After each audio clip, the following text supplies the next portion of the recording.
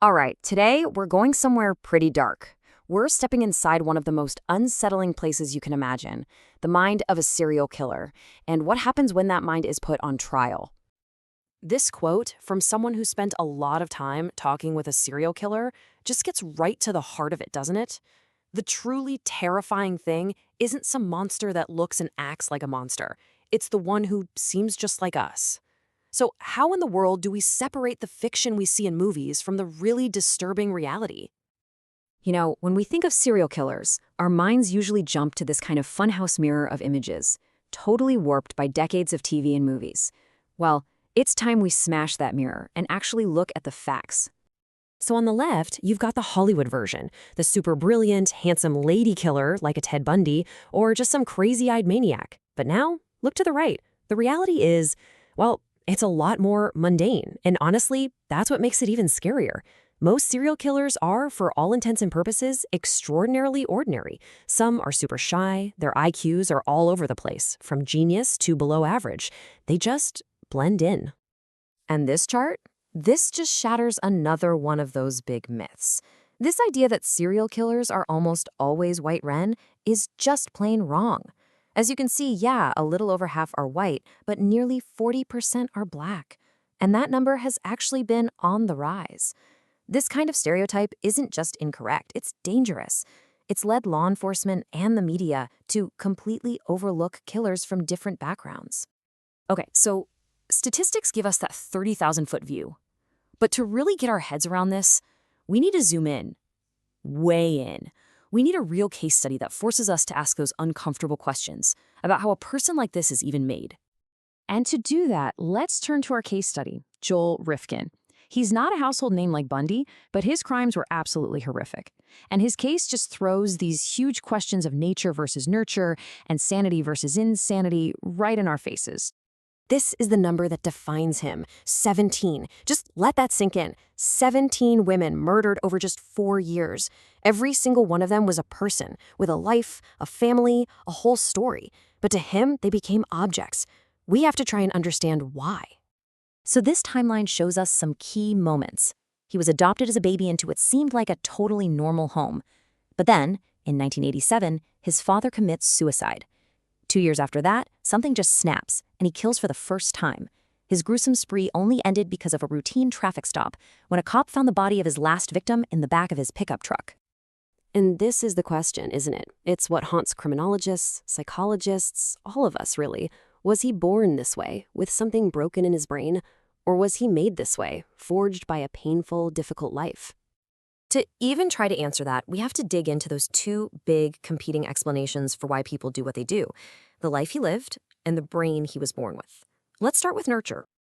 Rifkin's childhood was just a catalog of pain and humiliation. He struggled with learning disabilities, had a stutter, which basically put a target on his back. His own teammates once stuffed a dead chicken in his mouth. In high school, he finally felt like he belonged shooting photos for the yearbook club, but then they completely snubbed him from their end-of-year party. He later told a biographer it was the only time his mother ever saw him visibly shaken to his core. He just felt like a constant disappointment, an outcast, and he soaked up every single rejection. And this isn't just a psychological theory. The impact of all that trauma, it's biological. For instance, they've done research on hamsters that shows being abused by bigger animals literally changes their brains. They become hyper-aggressive, their brains get flooded with aggressive chemicals and numbed to the calming ones. It seems that trauma can leave a very real physical scar. But what if the problem was there right from the beginning? This brings us to the whole nature side of the argument, and it really focuses on this part of the brain, the prefrontal cortex. The easiest way to think of it is as your brain's CEO.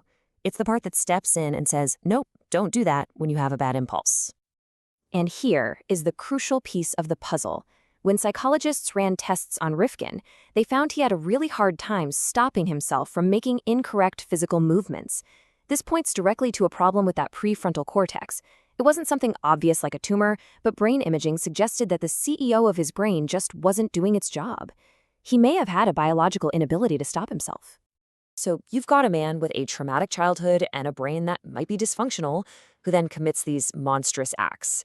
Science tries to explain it, but the law has to judge it. And this is where we get into the incredibly complicated world of the insanity defense. So, this is the legal standard we're talking about, not guilty by reason of insanity. It's brought up way less than you'd think from watching TV, and it succeeds even less often. The key isn't just having a mental illness, it's whether that illness was so severe that it prevented you from knowing what you were doing was actually wrong. As forensic psychologist Barbara Kerwin says, insanity isn't some fixed scientific fact. It's a fluid idea that could shape by society, by legal arguments, and by public opinion. It's really a judgment call, not a medical diagnosis. This table really breaks down that core conflict. A psychologist diagnoses clinical insanity. That's a medical condition. But a jury is the one who determines legal insanity, and that's a moral judgment about whether someone should be blamed. You can easily be one without being the other. And this is exactly why the insanity defense is so complicated. Psychopaths are the perfect example. A psychologist would absolutely give them a clinical diagnosis, but legally, they know right from wrong. They just don't care. And under the law, that makes them responsible for their actions. This whole conflict leaves us with these deeply unsettling questions. If our current legal system is struggling to handle the complexities of the human mind, is there maybe a better way to find justice in these kinds of cases? The psychologist Barbara Kerwin, who got really frustrated with what she saw as a broken system, actually proposed some pretty radical ideas. She says we should remove cameras to stop lawyers from grandstanding, get rid of the whole battle of dueling experts paid for by each side, and maybe even replace juries with specially trained judges who can actually handle the complex scientific evidence. But maybe the most stunning perspective comes from the man at the center of all this.